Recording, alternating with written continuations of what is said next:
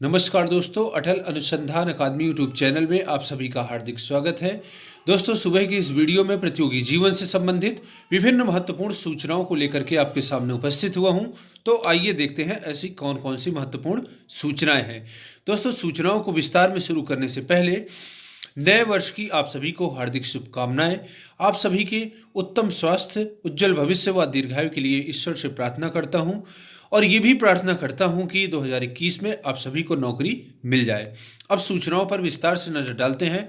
तो पहली सूचना उत्तर प्रदेश लोक सेवा आयोग से है। यहाँ पर आप देख रहे हैं पीसीएस का साक्षात्कार बने रोजगार की गारंटी। ये छात्रों की एक बहुत ही बड़ी और बहुत ही महत्वपूर्ण मांग है। नए वर्ष के प्रारंभ में यहाँ पर आप देख रहे हैं प्रदेश की सबसे बड़ी पीसीएस परीक्षा में के साक्षात्कार तक पहुंचने वालों के अनिवार्य चयन की मांग प्रतियोगियों ने की है। उनका तर्क है कि पीसीएस के साक्षात्कार में असफल अभ्यर्थी अयोग्य नहीं होते, उसमें भरपूर योग्यता होती है। जरूरत है उन्हें उचित अवसर देने की। प्रतियोगी छात्र समिति ने उत्तर प्रदेश लोक सेवा आयोग अध्यक्ष को पत्र भेजा है और आयोग अध्यक्ष से नई पहल करने की गुहार लगाई है ताकि प्रदेश को योग्य अवसर मिले और अभ्यर्थी भी अचयनित अवसाद का शिकार न होने पाए। समिति का मानना है कि पीसीएस का साक्षात्कार देकर अंतिम रूप से चयनित न होने वाले अभ्यर्थियों की स्क्रीनिंग करके योग्यता अनुसार उन्हें अलग अलग विभागों में नौकरी दी जानी चाहिए। इसकी संतुति आयोग अध्यक्ष के जरिए की जाए जिससे सरकार उस दिशा में उचित कार्रवाई कर सके। समिति अध्यक्ष अवनीश पांडे ने कहा कि संघ लोक सेवा आयोग के अध्यक्ष भी राज्यों के लोक सेवा आयोगों की बैठक में इस संबंध में वक्तव्य दे चुके हैं। कहा है कि आयोग अफसर को फेल नहीं मानता है। जो आयोग की परीक्षा की अर्हता को पूरा करता है वही पास होकर साक्षात्कार तक पहुंचता है। अतः फेल को सफल बनाने की बात नहीं है बल्कि कम से कम संसाधन में योग्य अधिकारियों का चयन है, क्योंकि इसमें कुछ भी खर्च नहीं होना है। तो दोस्तों, नए वर्ष के प्रारंभ में छात्रों की बहुत ही महत्वपूर्ण और बहुत ही बड़ी मांग है कि जो छात्र साक्षात्कार तक पहुंचते हैं उनको अयोग्य न ठहराया जाए, उन्हें उनकी योग्यता के अनुसार विभिन्न विभागों में उनको नौकरी दे दी जाए। इसके साथ ही साथ सरकार से मैं एक और बहुत ही महत्वपूर्ण मांग के लिए आग्रह करता हूं कि ऐसे छात्र जो पीसीएस का साक्षात्कार दे चुके हैं, वो चाहे किसी भी जाति के हों, किसी भी भाषा के हों, किसी भी धर्म के हों, उनको कम से कम 5,000 रुपये महीने की स्कॉलरशिप भी प्रदान की जाए ताकि वो पीसीएस परीक्षा अच्छी प्रकार से दे सकें और अपनी तैयारी को जारी रखें और अवसाद का शिकार न होने पाएं। तो ये सरकार से आग्रह है कि ऐसे छात्र जो साक्षात्कार तक पहुंच चुके होते हैं और अंतिम रूप से चयन नहीं हो पाता है, उनको कम से कम 5,000 रुपये स्कॉलरशिप प्रति महीने दी जाए। इसके बाद अगली खबर है चयन बोर्ड का प्रतियोगियों को नए साल का तोहफा। उत्तर प्रदेश माध्यमिक शिक्षा सेवा चयन बोर्ड ने टीजीटी अंग्रेजी एवं जीव विज्ञान का अंतिम परिणाम जारी कर दिया है। चयन बोर्ड की ओर से साल के अंत दिन प्रतियोगी छात्रों को नए साल का तोहफा दिया गया है। चयन बोर्ड की ओर से टीजीटी विज्ञान के 1,113 पद एवं अंग्रेजी के 1,041, कुल मिलाकर 155 पदों का परिणाम घोषित कर दिया गया है। चयन बोर्ड की ओर से 2020 के अंतिम दिन 31 दिसंबर को प्रशिक्षित स्नातक शिक्षक विज्ञान एवं अंग्रेजी का पैनल जारी करने के साथ मेरिट सूची कट ऑफ जारी कर दिया है। चयन बोर्ड के उप सचिव नवल किशोर की ओर से जारी परिणाम में कहा गया है कि आरक्षित श्रेणी के जो अभ्यर्थी सामान्य, यहाँ पर आपको ध्यान देना है कि आरक्षित श्रेणी के जो अभ्यर्थी सामान्य श्रेणी में चयनित हैं, उन्होंने पूर्व में आरक्षित कोटे के लिए संस्था का विकल्प भरा था। सामान्य श्रेणी में चयन होने के बाद उन्हें संस्था के नए विकल्प भरने के लिए 1 से 7 जनवरी के बीच का विकल्प यहाँ पर दिया गया है।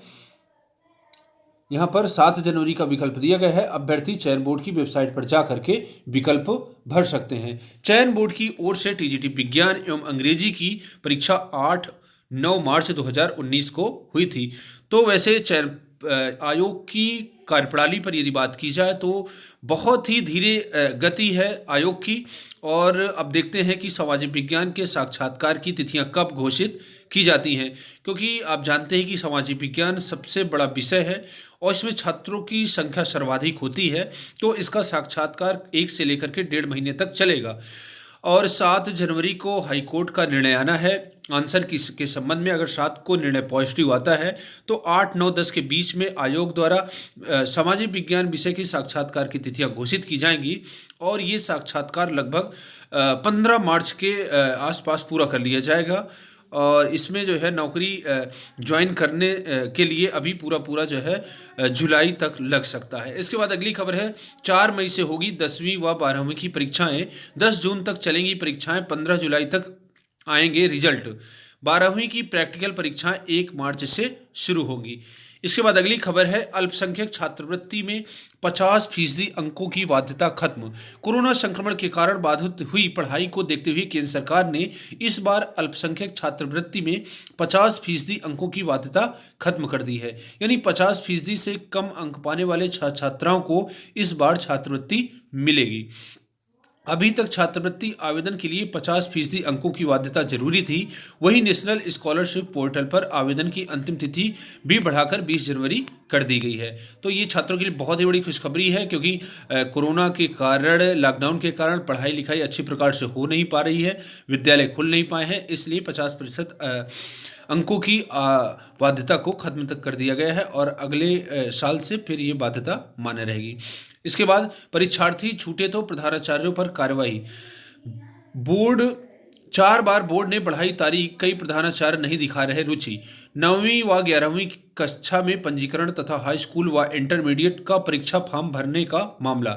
यूपी बोर्ड ने प्रदेश भर के प्रधानाचार्यों को अल्टीमेटम दिया है कि परीक्षार्थियों और छात्र छात्राएं यदि इस बार छूटे तो उन पर कड़ी अनुशासनात्मक कार्रवाई की जाएगी। वहीं वित्त विहीन कॉलेजों की मान्यता तक छीनी जा सकती है। बोर्ड ने कोरोना संक्रमण को देखते हुए चौथी बार परीक्षा फॉर्म भरने व पंजीकरण की तारीखें बढ़ाई है। इसके बाद अवसर नहीं मिलेगा। इसके बाद यदि अवसर नहीं मिलता, बोर्ड का कहना है कि कई प्रधानाचार्य इस कार्य में रुचि नहीं ले रहे हैं। यह अत्यंत खेदजनक है। बोर्ड सचिव दिव्यकांत शुक्ल ने बताया कि शासन ने कोविड-19 को देखते हुए पहले 3 बार परीक्षा फॉर्म भरने व पंजीकरण की तारीखें बढ़ाई थी। इसके बाद भी छात्र छात्राएं अवशेष रह गए हैं, इसलिए चौथी बार विलंब शुल्क के साथ आवेदन करने वाले को मौका दिया गया है। 10वीं व 12वीं के संस्थागत व व्यक्तिगत परीक्षार्थियों का फॉर्म 5 जनवरी तक भरने और कक्षा 9 व 11 के संस्थागत विद्यार्थियों का पंजीकरण 10 जनवरी तक कराने को कहा गया है। तो 10 जनवरी तक आप लोग अपना पंजीकरण करा लें। और ऐसे प्रधानाचार्य जो इस पर जो है ढीला ढाली कर रहे हैं, इनके खिलाफ जो है सख्त कार्रवाई की जाएगी। जो मान्यता प्राप्त है उनके जो है मान्यता भी खत्म की जा सकती है। नई शिक्षक भर्ती के लिए आवेदन के लिए ज्ञापन। डीएलएड प्रशिक्षुओं ने बृहस्पतिवार को सचिव परीक्षा नियामक प्राधिकारी अनिल भूषण चतुर्वेदी को ज्ञापन सौंप नई शिक्षक भर्ती एवं यूपीटीटी के लिए आवेदन जारी करने की मांग की है। डीएलएड प्रशिक्षु अमित कुमार ने कहा कि 2017 बैच प्रशिक्षण पूरा करने के बाद नई भर्ती की प्रतीक्षा कर रहा है। तुषार शुक्ला ने यूपीटीटी के लिए विज्ञापन जारी करने की मांग की है। तो दोस्तों, जैसा कि आप जानते हैं कि 2021 में 51,000 नई प्राथमिक शिक्षक भर्ती आएगी और ये प्राथमिक शिक्षक भर्ती टेट 2020 के बाद ही जारी होगी। तो अब जैसा कि आप जानते हैं कि टेट के बाद सुपर टेट भी होता है, तो वैकेंसी जारी करने का इंतजार आप कम करें, क्योंकि वैकेंसी तो जारी ही होगी और ये जारी होगी मई और जून के बीच में वैकेंसी जारी होगी और 2021 में लास्ट तक आपको नौकरी भी दी जाएगी। तो आपसे आग्रह है कि विज्ञापन का इंतजार न करें, आप अपनी तैयारियां जारी रखें, क्योंकि पहले आपको यूपी टेट देना है और इसके बाद आपको सुपर टेट भी देना है। इसके बाद अगली खबर है शिक्षण संस्थाओं में फीस वृद्धि का विरोध करेगी एबीवीपी।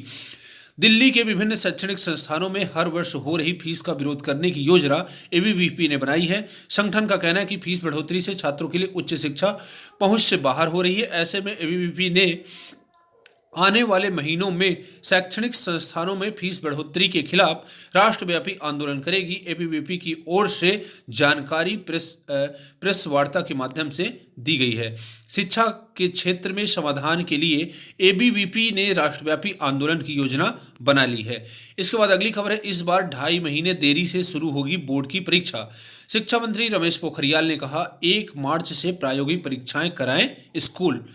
इसके बाद अगली खबर है 21,695 सहायक अध्यापकों की अंतर जनपदीय तबादला सूची जारी। एक साल के इंतजार के बाद भी 37,000 से अधिक शिक्षकों के हाथ लगी मायूसी। यहाँ पर आप देख रहे हैं, अब जिले के अंदर तबादले शुरू होंगे। बेसिक शिक्षा परिषद की ओर से अब जिले के अंदर एक ब्लॉक से दूसरे ब्लॉक, एक नगर निकाय से दूसरे क्षेत्र में सहायक अध्यापकों के तबादलों की प्रक्रिया शुरू की जाएगी। बेसिक शिक्षा विभाग इस बार ग्रामीण से शहरी और शहरी से ग्रामीण क्षेत्रों में भी ट्रांसफर की छूट देने की तैयारी है। यहाँ पर आप देख रहे हैं, बेसिक शिक्षा परिषद के सहायक अध्यापकों की बहुप्रतीक्षित अंतर जनपदीय तबादला सूची बृहस्पतिवार रात देर जारी कर दी गई है।